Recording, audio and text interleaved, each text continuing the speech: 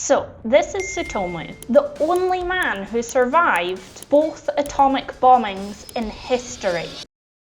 It all began in August 1945. Tsutomu was a ship engineer working for Mitsubishi Heavy Industries in Nagasaki, but that week he was away on a short work trip in Hiroshima, just days before Japan's surrender. He'd been there for 3 long months, helping design a new oil tanker. Quiet guy, disciplined, brilliant at his job. And now, finally, it was his last day. His bags were packed, his train ticket home was tucked in his pocket. All he wanted was to finish this one last task, get paid, and go back to Nagasaki to meet his wife and his little boy. The morning of August 6th was hot and humid. He walked through the streets of Hiroshima, passing kids heading to school, vendors opening their shops, and workers biking to factories. Life looked normal, peaceful even. Nobody, not a soul, had any idea what was about to happen. As he neared the shipyard, he heard this faint droning sound above the clouds. It was a plane. Japan had been under air raids for months, so no big deal, right? He looked up, saw this single, shiny B-29 bomber cutting through the sky, flying alone, just one.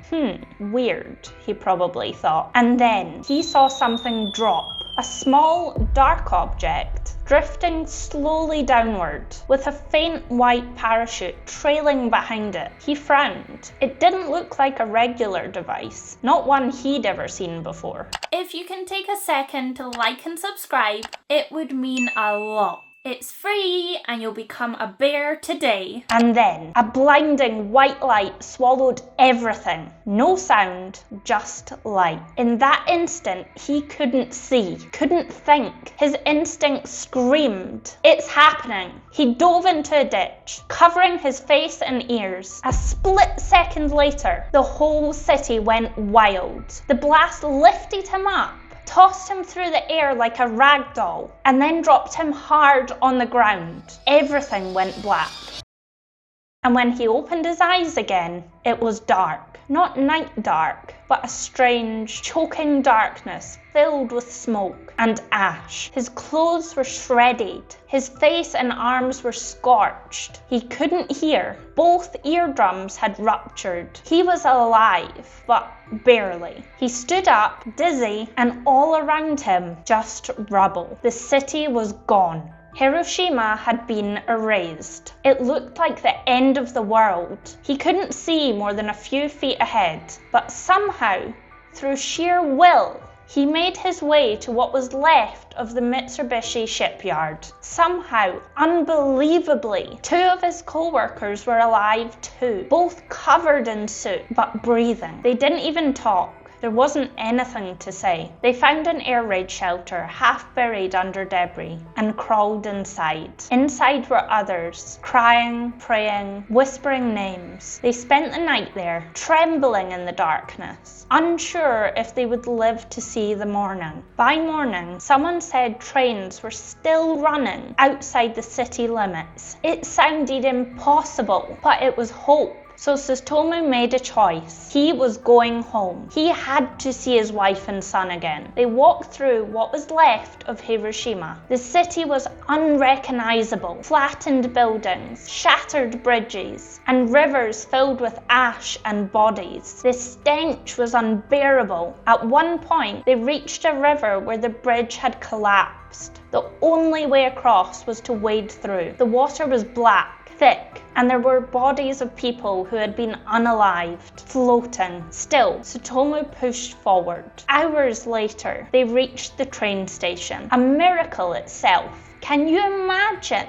A man walking through hell one morning, and 24 hours later, he's back on a train going home, completely unaware that lightning's about to strike again. That night, he boarded a packed train filled with other survivors. By the time Tsutomu arrived in Nagasaki the next morning, he was weak and exhausted. He went straight to a hospital where the doctors stared at him in disbelief, trying to understand how anyone could have survived what he described. His face was swollen, his arms charred looking. Even his co-workers back home didn't recognize him. After treatment, he was finally able to go home. When he reached his house, his wife opened the door and froze. She didn't recognize him either. But when he said her name, she burst into tears and held him close. He'd survived the impossible. Tsutomu spent that night with his wife and son, grateful just to be alive. But his mind couldn't escape the images. The burning city, the screams, the flash. He didn't sleep at all. But even with bandages still wrapped around his head, the next morning he insisted on going back to work. Yeah, that's who he was. A man of duty. Even after surviving hell, he walked into Mitsubishi's Nagasaki office. Everyone froze. His co-workers whispered. His boss called him in. "Tsutomu, what happened to you?" He told them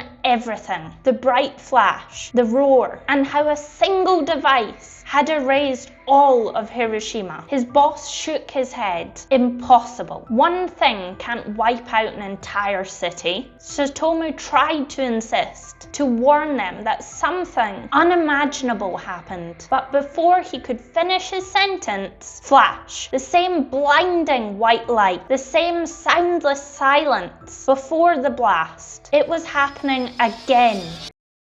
Instinctively, Tsutomu threw himself to the floor. Then, boom! Glass shattered. Walls buckled. The building collapsed around them. When he opened his eyes, debris covered the floor. Fires burned outside. His bandages were gone, blown clean off by the pressure wave. And once again, Tsutomu was alive, in the middle of a second nuclear blast. Nagasaki had just been hit by the second atomic bomb, 3 days after Hiroshima. And Tsutomu, the man who had seen the first bomb, had just witnessed the second one. He stumbled outside. The city he knew, gone. It was Hiroshima all over again. But this time, Tsutomu had one thought, his family. He ran home, through the fire, through falling ash, through streets that didn't look like streets anymore. When he reached his house, it was gone, just a pile of rubble. He dropped to his knees. Everything inside him broke. He thought he'd lost them.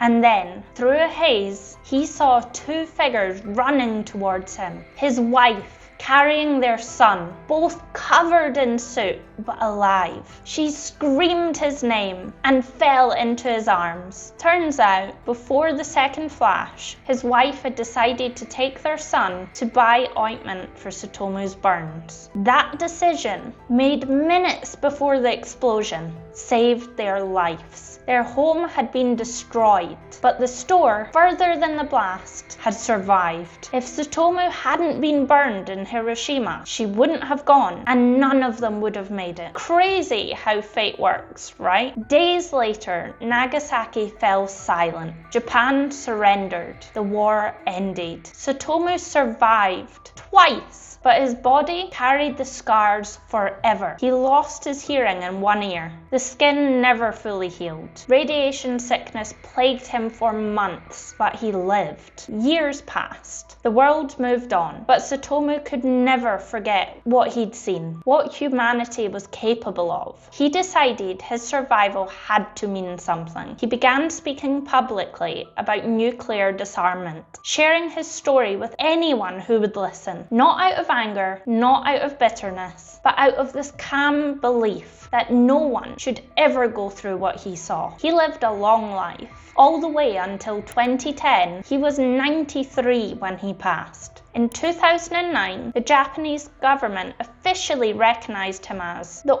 only person in history to have survived both atomic bombings. But more than that, he became a symbol of survival, of resilience, of what happens when one man refuses to give up, no matter how impossible the odds. So yeah, some people really are built differently.